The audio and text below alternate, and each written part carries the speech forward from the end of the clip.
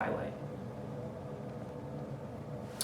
Okay, the second part of our framework is talking about your academic experience as more rigorous than that of your peer group.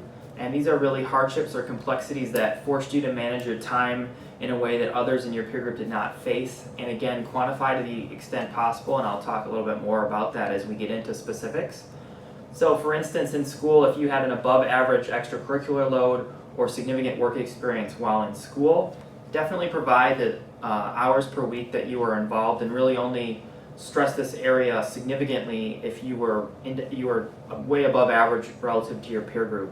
Examples specifically could include things like if you started a business venture, talk about the background there, the lessons learned, how you spawned the idea, etc.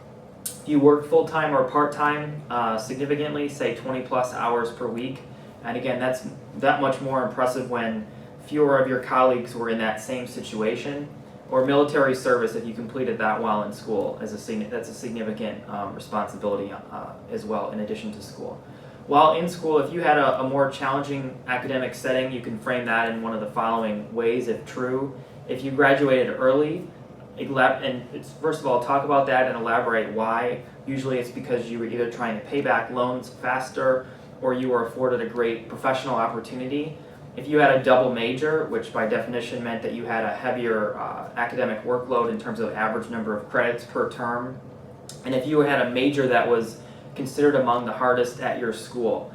Be careful with that last example though. Admission committees already take into account to an extent what your major was, and they know, for example, that engineering is a demanding major at most schools. When you describe these circumstances that we've talked about so far in the first two parts of our framework, you do not want to come off as though you're complaining about your situation.